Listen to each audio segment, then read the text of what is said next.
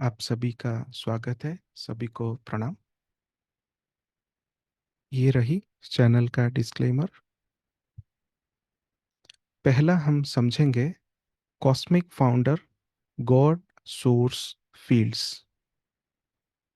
हमने अभी तक ये नाम शायद सुना नहीं है।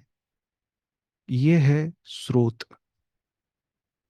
वो एक जो परम निराकार स्वरूप है, जो स्पेस से भी परे है, यानी कि जो हम महाकाश कहते हैं उससे भी परे है। उसका कोई ऐसा फील्ड नहीं है जिससे उसको ना सुना जा सकता है, ना देखा जा सकता है, ना फील किया जा सकता है, ना उसका प्रेजेंस का कोई क्लेम कर सकता है।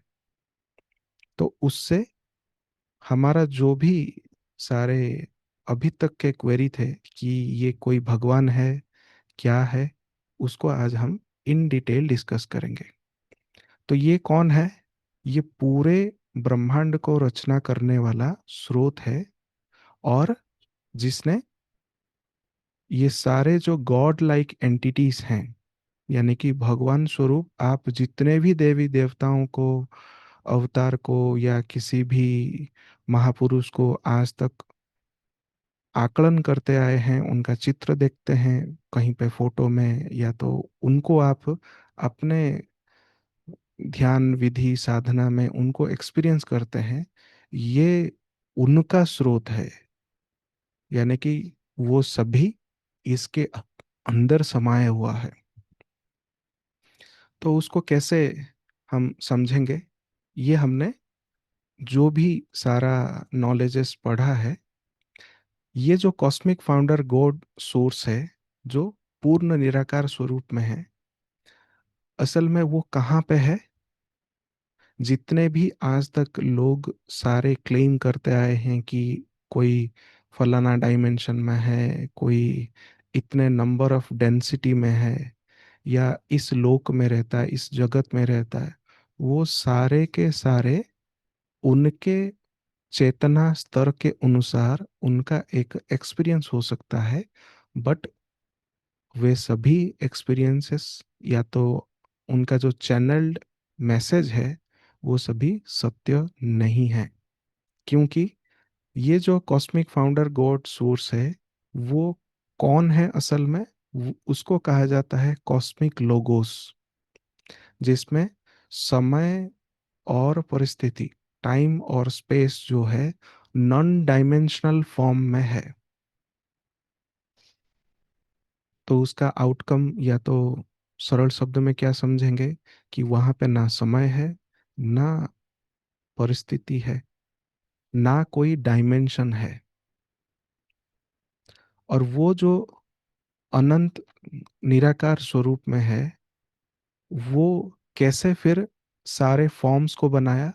तो बताया जाता है कि वर्तमान के समय में ये जितना भी लर्कर का सारा फैलाव है, यानी कि जो जिसको हम कॉस्मिक इविल कहते हैं, जो सोर्स के एग्जैक्टली उल्टा काम करता है, उसने क्या किया? सारे के सारे क्रिएशंस में अपने नेगेटिव एजेंडा को उसने पूरी तरह से स्प्रेड किया। लेकिन हम यहाँ पे जब कॉस्मिक फाउंडर को डिस्कस करने वाले हैं, तो मौजूदा स्थिति को हमें समझना बहुत जरूरी है। तो अभी क्या हो रहा है पूर्ण सारे ब्रह्मांडों में, खास करके इसी ब्रह्मांड में, कि कुछ सिग्निफिकेंट चेंजेस हो रहे हैं जो एनर्जेटिक फील्ड में है, ऊर्जा के स्तर पे। और पूरा स्रोत का जो कोर मैनिफेस्टेशन टेम्पलेट है, जिस आधार पे सारी रियलिटी मैनिफेस्ट हो रही है, वो ही चेंज हो रहा है। तो आप चीजों को कनेक्ट करते जाइए, समझते जाइए। क्या है? मैनिफेस्टेशन का जो टेम्पलेट है, वही बदल रहा है। दूसरा है कि जो यूनिवर्सल सिस्टम आज तक हम अनेकों सारे बुक्स, पुराण, शास्त्र, कोई भी चीज में हो, अभी तक जो नियम को हम सुनते आ रहे थे, पढ़ते आ रहे थे, वो सिस्टम को भी पूरी तरह से बदल रहा है, उसका भी बदलाव हो रहा है।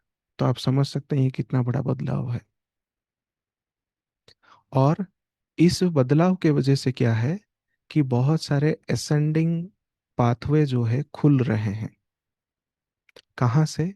हमारे टाइम मैट्रिक्स से, समय का जो माया जाल है। और ये असेंडिंग पाथवे अर्थात क्या है? उद्गम के लिए पथ खुल रहे हैं। और ये कहाँ तक हमें जोड़ सकता है? हमारा जो हाईएस्ट सोवरेन रियलिटी है उसके साथ डायरेक्टली ये जोड़ सकता है। और कहाँ तक है? जिसको हम भगवान या तो अवतार जगत कहते हैं, वहां तक हमें असेंड करवा सकता है। ये पॉसिबिलिटी और ये एनर्जीज वर्तमान के समय में ऑलरेडी चल रहा है। अब आप धीरे धीरे अपने उस लिमिटेशन से धीरे धीरे बाहर आएंगे। क्या है third point? Through the addition of the three dimensional layers built into our universal time matrix, ब्रह्मांडीय समय का जो मायाजाल है वो असल में तीन लेयर में गढ़ा हुआ है। तीन लेयर मतलब एक के अंदर एक। जैसे मेरे एग्जैक्टली बाजू में चित्र दिखाया है, एक फनल शेप है। नीचे जो है सबसे बड़ा, यानी कि सबसे डेंस, बड़ा तो नहीं, डेंस मतलब जितना ज्यादा घनत्व में है, वो है हमारा ये धरती। उसके अंदर क्या है? पांचवा आयाम का धरती है। उसके भी अंदर एक और धरती है, उसको कहते हैं सातवां आयाम का धरती। और ये सभी कहाँ है? ये सभी इसी धरती पर है। आपको शायद थोड़ा थोड़ा याद आ रहा होगा, त्रि बबल सिस्टम जो हम डॉक्टर नरोदा में डिस्कस किया था, यहाँ पे भी वही बताया जा रहा है। और ये तीनों लेयर का जो यूनिवर्स है, ये असल में क्या है? केवल धरती है क्या? नहीं, ये पूरा का पूरा ब्रह्मांड है। ब्रह्मांड के अंदर ब्रह्मांड है। और ये तीन लेवल का है। अगर आप सभी यूट्यूब पर या तो हमारे टेलीग्राम ग्रुप में एक्टिव हैं, तो एक इमेज आपको दिखाया गया ट्रूथ करके,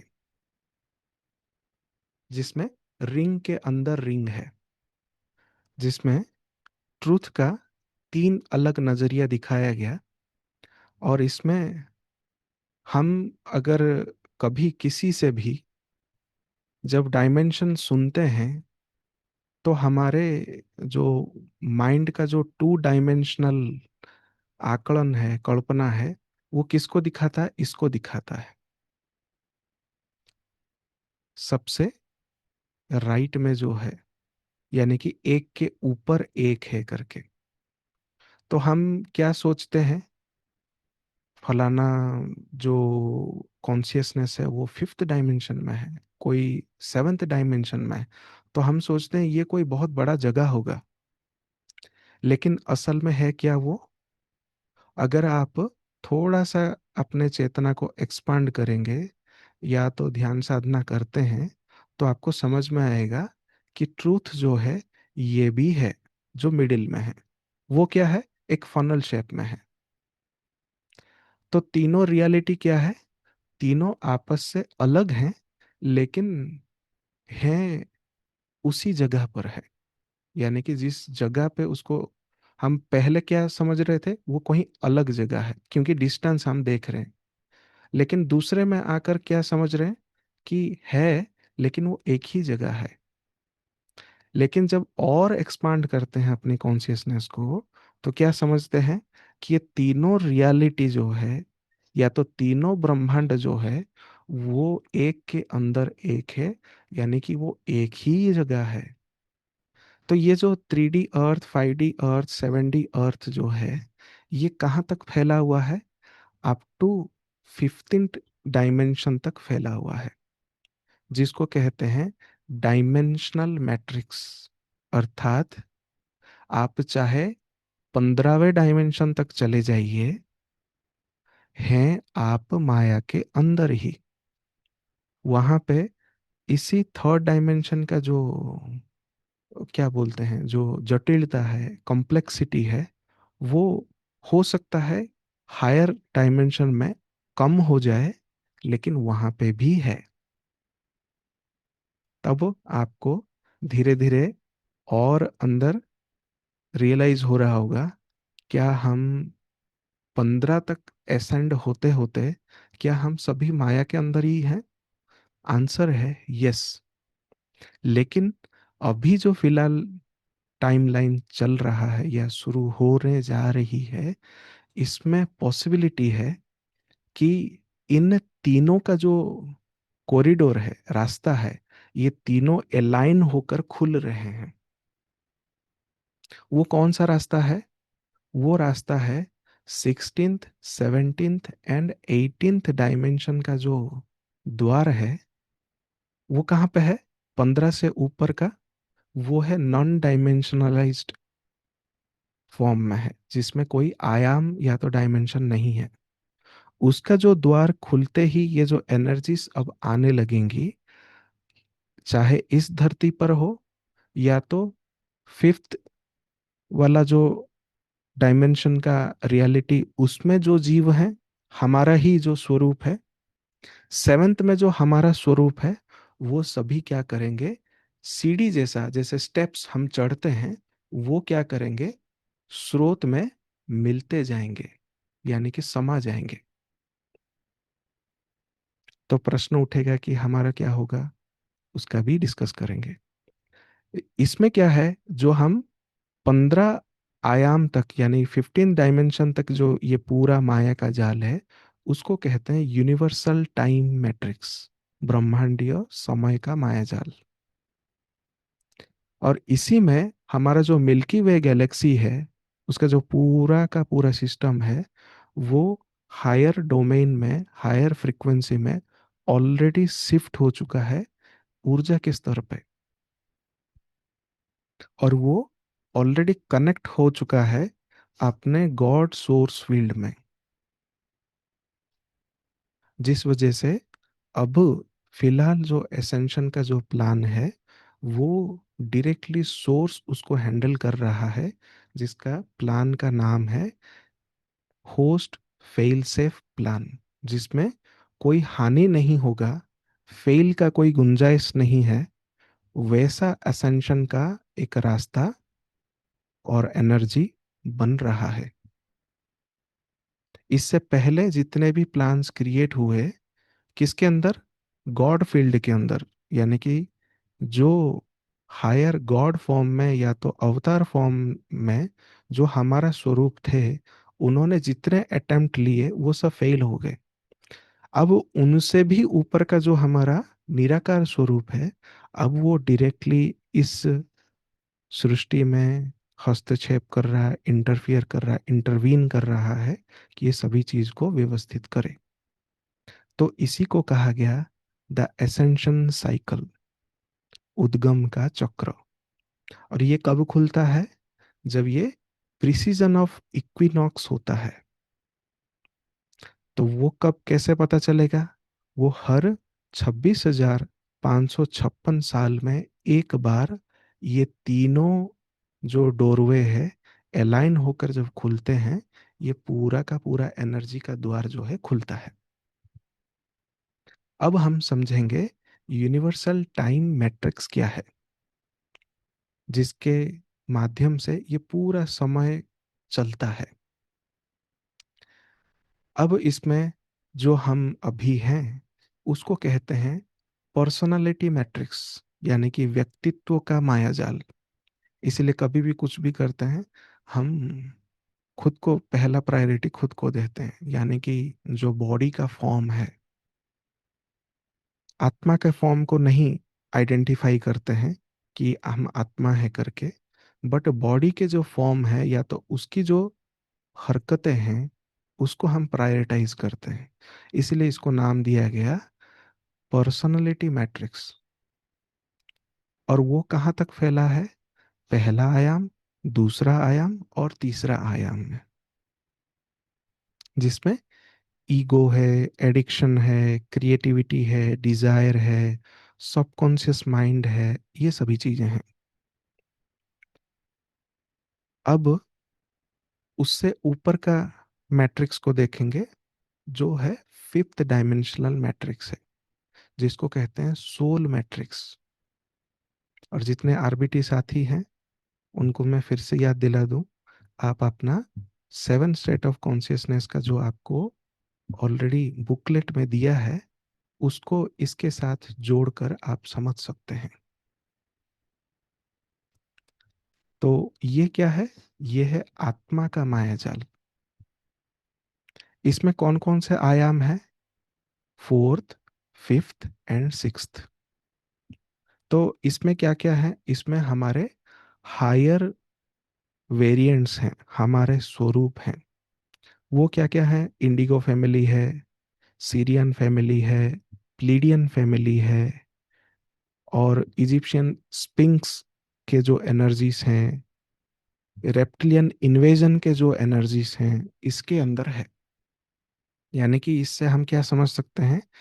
इसमें भी थोड़ा बहुत डुअलिटी का थोड़ा अंश है, क्योंकि नेगेटिव तत्व है रेप्टिलियन इन्वेजन का एनर्जीज, लेकिन 90% जो एनर्जी है, ये सारे एक पॉजिटिव स्रोत का आभास है, क्योंकि इसमें हम आत्मा के स्वरूप में कार्य करते हैं। और हमारा जो जर्नी है वो मोनाड के प्रति रहता है। इसीलिए आप एग्जैक्टली ये वाली इमेज देखेंगे, जो फ्लो चार्ट है साइड में, उसमें आप देखेंगे इनकारनेट है, यानी कि पर्सनालिटी मैट्रिक्स। उससे ऊपर है सोल मैट्रिक्स। उससे ऊपर है मोनाड का मैट्रिक्स। उससे ऊपर जो है अवतार का मैट्रिक्स, यानी कि अवतार भी इसी माया जाल के अंदर है। तो इससे हम क्या कनेक्ट कर सकते हैं? जो एग्जैक्टली डॉक्टर नरोदा जो बता रहे थे अपने इंटरव्यू में, यहाँ पे भी सेम चीज है कि अवतार भी मुक्त नहीं है। इसी तीनों बबल के अंदर उनका स्वरूप है, लेकिन वो कौन है? वो आप ही हैं। आगे हम समझेंगे कि इन सारे आयाम में हम ही हैं। हमारा बस एक वर्जन जो है अपग्रेडेड है उसके चेतना के अनुसार। फिर इससे ऊपर का जो मैट्रिक्स है उसको कहते हैं मोनाडिक मैट्रिक्स, जो हमारा आत्मा से भी ऊपर का जो स्वरूप है, निर्वाण स्वरूप। वो किस में है? सेवेंथ, एट्थ, नाइन्थ में है। अब धीरे धीरे वो जो मैट्रिक्स का जो पूरा जो घनत्व है, डेंसिटी है, अब उससे दूर हो रहा है। सबसे घनत्व कहाँ पे है? ज्यादा है 1 2 3 में, जो अभी हम यहाँ पे हैं। जितना हम ग्रेविटी से दूर जा रहे हैं, इसी टाइम मैट्रिक्स से दूर जा रहे हैं। उसका जो नियम है हमारे ऊपर कम होता हुआ जा रहा है। इससे ऊपर कौन सा है? अवतार का मैट्रिक्स है, जो 10th 11th 12th है। इससे ऊपर का जो फॉर्म है वो है फाउंडर कॉन्शियसनेस, यानी कि जिसने सभी अवतार को, सभी सोल्स को, सभी मोनाड को और सभी पर्सनालिटी को जो भी बनाया है, उन सब का क्रिएटर है। वो कहाँ पे है? 13th 14th 15th, जिसमें ऑलमोस्ट निराकार स्वरूप होते होते आ रहा है, लेकिन उसका एक रंग है, उसका एक किरण है। वो क्या है? एक है पावर, दूसरा है लव, दूसरा है तीसरा है विजडम। तो ये तीनों फॉर्म क्यों डिस्कस कर रहे हैं? जैसा कि टाइटल है, सोर्स ट्रिनिटी, यानी कि इससे ऊपर क्या है?